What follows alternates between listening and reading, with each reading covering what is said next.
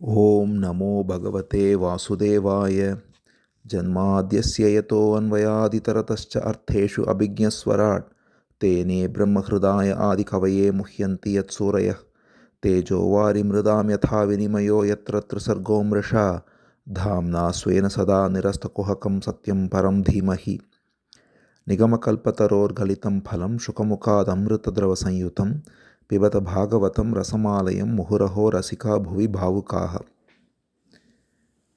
So now we enter the 9th chapter of the 6th Skandha of Srimad Bhagavatam. We saw the wonderful Narayana Kavacha, the great prayer that was taught by Vishwarupa to Indra in the last chapter. Now we continue. It is said that Indra, who learned this prayer from Vishwarupa, he found out that Vishwarupa still had his allegiance to the demons. So we saw that Vishwarupa was the son of Rachana, who is a sister of the demons. So Vishwarupa is connected both to the Devas and the Asuras. Again, it's all symbolic in one way. The wisdom that Vishwarupa teaches transcends both good and evil, and therefore he is shown to be related to both the Devas and the Asuras, that is the demigods and the demons. And therefore it is said that whatever sacred oblations he was offering to the yajna, he was offering it both to the demigods and to the demons because of his affection to his mother, who is the sister of the demons. Knowing this, Indra was very offended, it is said, and Indra decided that this is a betrayal because this will give the power to the demons also, the same power he got, and therefore Indra goes ahead and beheads Vishwarupa, kills him. Indra, by the way, is known for doing many nasty things. We saw even in the story of Prithu how he stole the horse away and did not permit Prithu from finishing his yajna. And even in the beautiful avatar of Krishna, we will see Indra pour rain like deluge, which causes Krishna to lift up Govardhan hill and protect the residents of Brija. So Indra always does nasty things even though he is the head of the demigods, which is again to show that the demigods are also filled with ego and they are prone to falling down because of their ego in many ways. Anyway, here Indra beheads Vishwarupa, who had taught him this Narayana Kavacha, because he felt offended by the fact that Vishwarupa was secretly also helping the demons, and therefore he was killed. Knowing this, his father Twashta was very angry about Indra's action, so he does a big yajna in order to bring forth another son who can take revenge on Indra. So he offers oblations into the sacred fire, and he says, "O enemy of Indra, may you come out, grow in power, and kill Indra without delay." And therefore, from the sacred fire rises a demon of terrible aspect who's looking very dark and like the fire of dissolution itself, Kalagni Rudra, universal dissolution. He looks colossal in size with the color of dark clouds and with a beard and mustache and with eyes red like the sun. And so he's got a very terrible appearance and he makes a very loud roar and he shakes the earth with the very walking of his feet. He grows massive instantly after coming out of the sacred fire, it is said. And terribly afraid of him, all created beings run hither and thither. So this demon Vrtra, so he is now named as Vrtra. This ferocious demon was named as Vrtra because Vrtra means that which envelops through darkness. And since he was enveloping all sides with darkness, he's named as Vrtra. Now this Vrtra is no ordinary demon. He is actually a wonderful creature, wonderful being, and we will see him soon later as something very special. But outwardly he is ferocious. He is looking so fearsome, and everybody is running here and there looking at his ferocious appearance. And the various generals of the demigods, it is said, try to attack him, but they are all destroyed by him. So he is made specifically to take revenge on Indra by his father for his brother Vishwarupa's killing, and therefore he is going about destroying all the demigods. And it is said that all the demigods then run to the Supreme Lord Narayana. They invoke him in their heart by praying to him. They offer a beautiful prayer. They say, may we be protected by the Supreme Being, who alone is the only true protection, because everything, the five elements, space, air, fire, water, and earth, the three worlds, Bhur, Bhuva, Swaha, heaven, earth, and the intermediate, all the inhabitants, and even Brahma, the creator, all of all of this are subject to impermanence, subject to death eventually at the time of dissolution. But even the very death itself, which is time, cannot approach the Supreme Being, and therefore He is the only true source of safety. And therefore, they say only a fool, an ignoramus, is one who resorts for protection against evils from someone other than the Lord. So, if one seeks protection from the king, from some powerful person, from army, all of the rest, all this protection is ultimately futile because everyone is subject to death. The only true protection comes from the Supreme Lord, who is free of egotism, who is ever peaceful, who has got no desires, who is ever abiding in pure peace and tranquility, who is ever uniform to all. Such Supreme Being is alone the true protection. To look for protection from anyone else, it is said, is like trying to cross the ocean with the help of holding on to the tail of a dog. So it is meaningless, and similarly, the Devas pray that the only true source of protection for us from Vrtra or from any calamity is the Supreme Lord. It is the same Supreme Lord that came in the form of the divine fish Matsya to protect earth. We saw this allusion even in the Narayana Kavacha prayer, and it comes in detail later, where the whole flood episode, which is there in other traditions too, comes in Bhagavatam first, where it is said that the Lord protected all species by getting them on an ark and have Manu, Satyavrata, protect this ark through his guidance. And this is Matsya Avatar. And therefore they say, you protected the whole earth and all the species, and you protected Brahma himself, the creator, and helped him go forth with creation. And therefore they say, the Supreme Lord alone is the only truth, and all of us, all the Devatas, all the demigods, have come about by His own creative energy, and we engage in whatever creation we do by His energy and His guidance. And yet, if we regard ourselves as independent, we are unable to behold Him. So, this is the key to the whole wisdom, that as long as we recognize the Supreme Being as the only truth, then we are in wisdom. But if we take ourselves to be individuals as I and mine, then we cannot perceive Him. So that's what they say, that when we regard ourselves as independent, we are unable to behold Him, because He is the original source of all of us. He is the inner controller, and He is all there is. It is said, Ye eka isho nijamayaya nas sasarja yena anusrajam vishwam.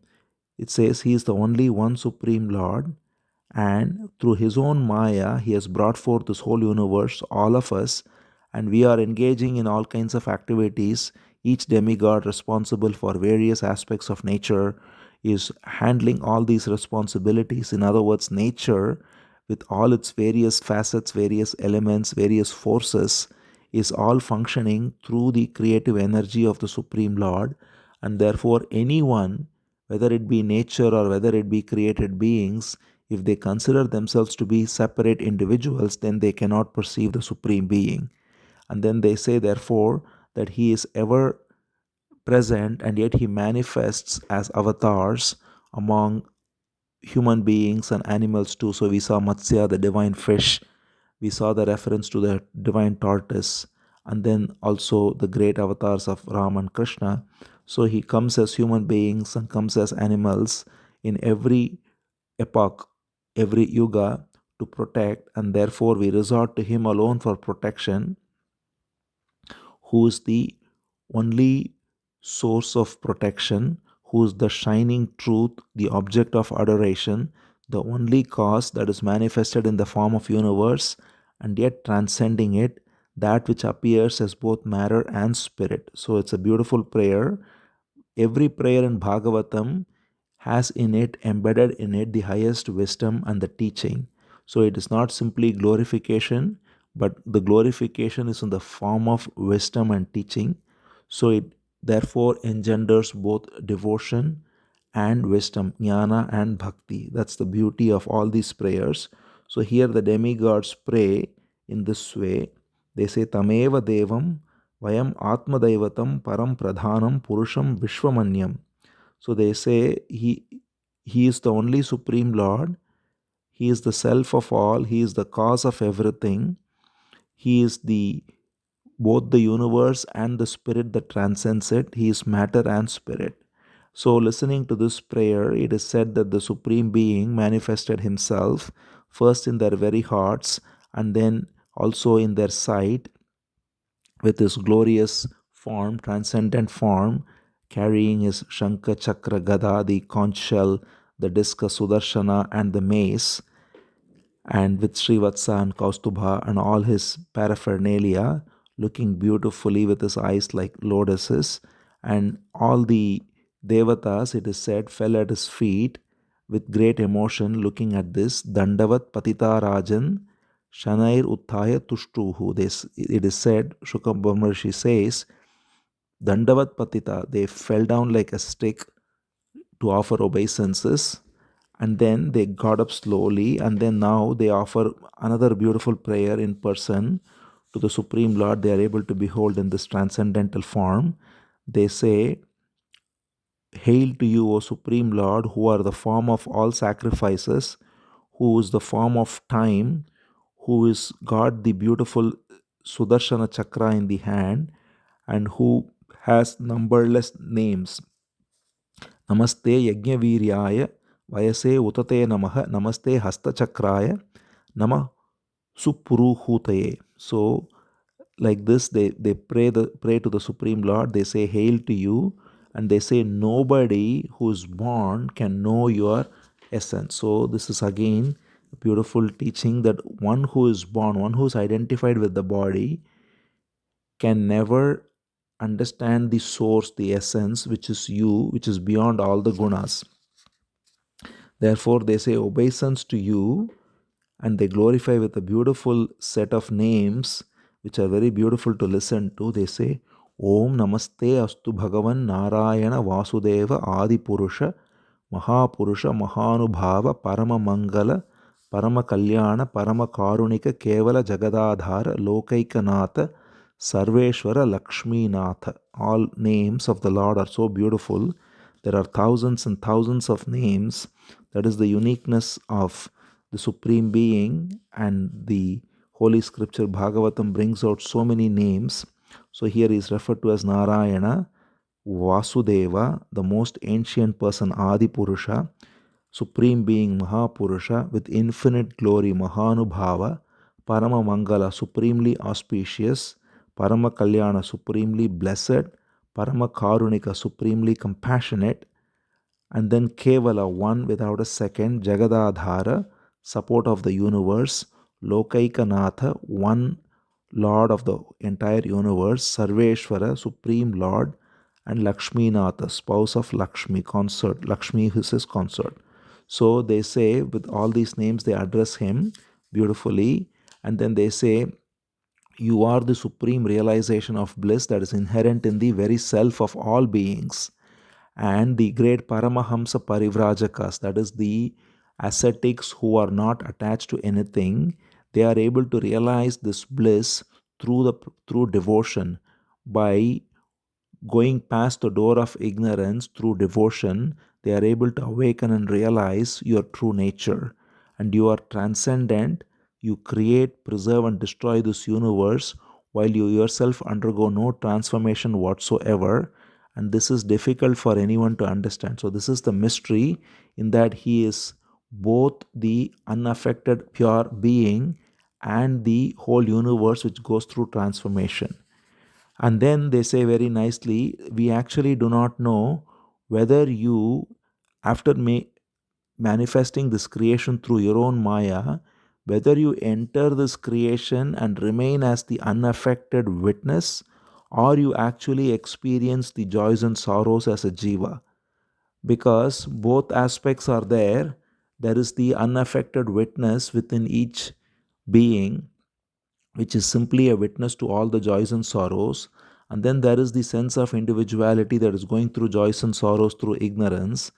And so they say both of these phenomena are seen, but in reality, both of these are not incompatible at all, because you are the Almighty and Absolute Lord, possessed of uncountable excellences, and therefore you transcend all phenomena.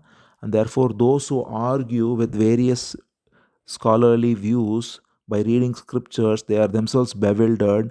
They have different hypotheses, different arguments, but they can't even touch the truth, because you are, through your own Maya, capable of manifesting everything. So they resolve it beautifully by saying you are both and beyond. You are both the apparent individual who's going through pleasure and pain. You are also the unruffled witness within each body, which is unaffected. And you are beyond being the witness and the affected individual, as the supreme consciousness that is absolutely ever in bliss. And therefore, they say that the individual idea of I and mine and the witness consciousness are both manifestations of the Supreme Being, who is beyond that as well. So, this is the highest truth, that everything there is Vasudeva. So, the one who suffers is the Supreme Being's manifestation as the Jiva, as the individual I. The one who is unruffled as the witness is also the Supreme Being, and the one who is beyond all this as the ever present Supreme Reality is the Supreme Being. So, when one recognizes that all there is the Supreme Being, then that's the ultimate realization, and that brings forth unconditional love for the Supreme Being, because He is all there is.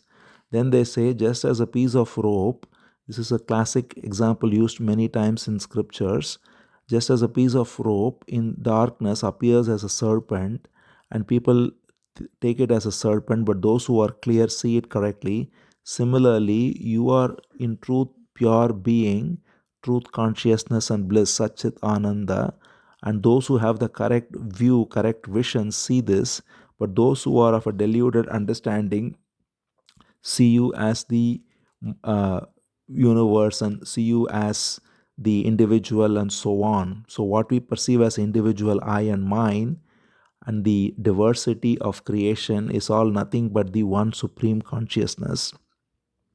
Therefore, they say you are the only truth in all phenomena, the universal Lord, the cause of all causes. Your presence is indicated in the very illuminating power of the intellect. The very fact that the intellect can think, the senses can perceive, is all because of the power of consciousness that is present in your, through your very aspect as the inner controller. And therefore, they say you are the only entity left over when everything is negated as false, not this, not this, neti, neti, iti. So, that all that being said, they say, O Madhusudana, another beautiful name of Krishna, they say, O Madhusudana, why would anyone who is devoted to you and who looks upon you as the beloved friend ever leave your lotus feet and go to anybody else or anything else, even if once they taste the bliss of the nectar like glory of your being, the supreme truth, and the sweetness of your avatars, of your transcendental form, of your pastimes, even if one has tasted it once, then all other sensory pleasures does not offer any delight anymore. and therefore you alone provide, or you alone they resort to as the only source of delight, incessant and constant delight, being the soul of the universe and the beloved friend of all living beings. And so they say you wield your power over all the three worlds, and everyone here is your manifestation. We know this, even the Rakshasas are your own manifestation. Similarly, this Vrtra that has come now, which is what they started the prayer for, they have almost forgotten that because they are so enthralled by the vision of the Supreme Lord that they are glorifying Him in the highest terms.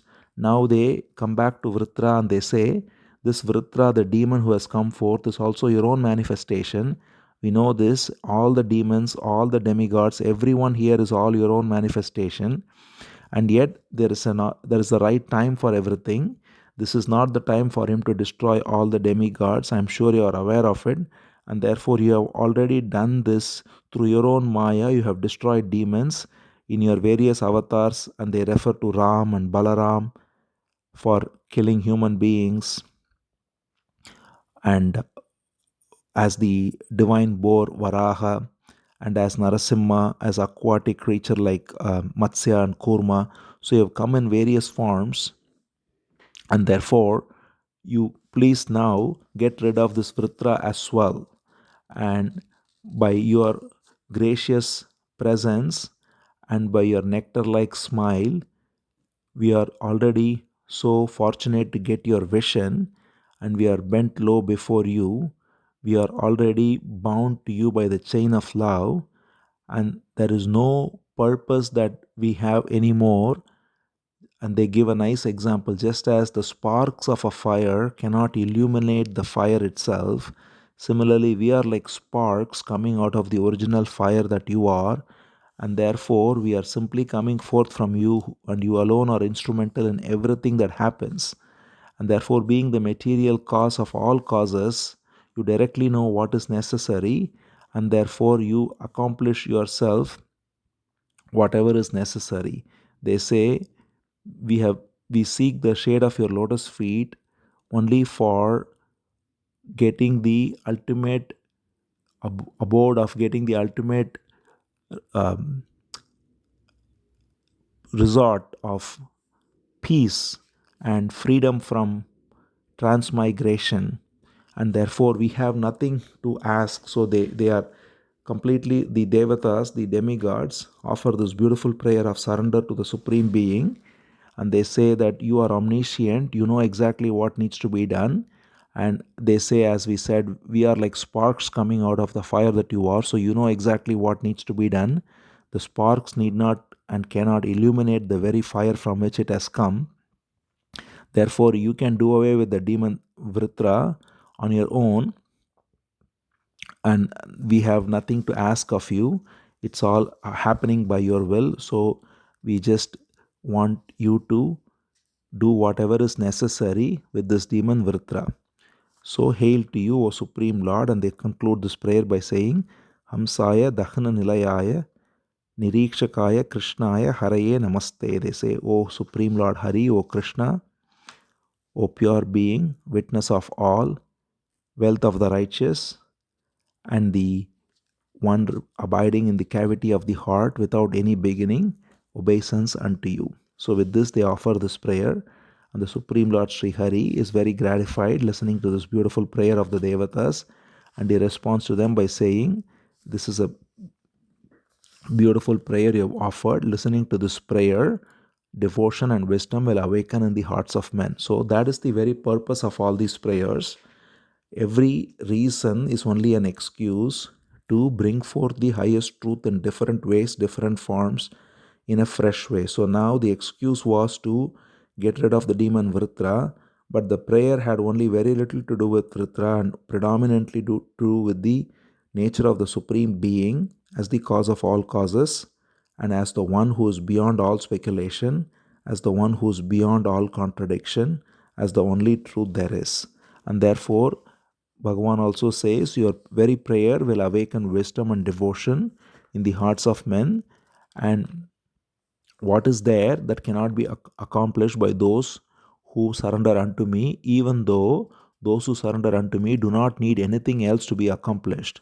And then he says, Bhagavan says, only the ignorant look upon material objects as real and as something worthy of attaining, and those who bestow such material objects are also ignorant. So the one who hankers for it and the one who bestows it are both ignorant. Bhagavan says, Naveda kripana shreya atmano gunavastudrik tasyatan ichato yached yadiso api tathavidah.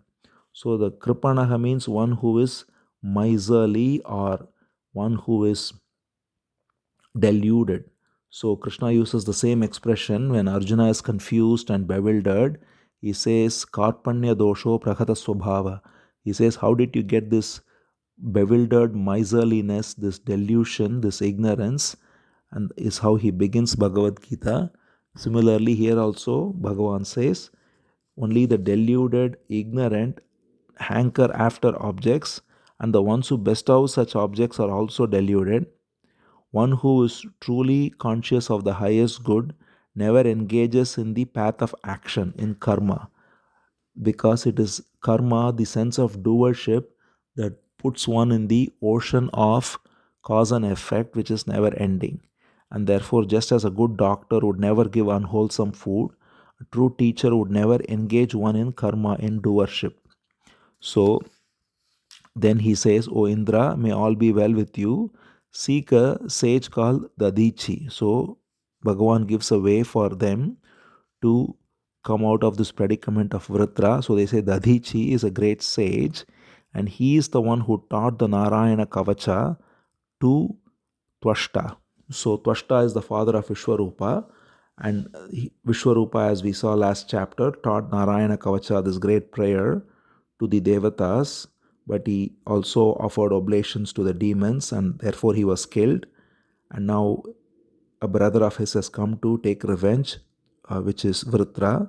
So Bhagavan says, go to Dadichi.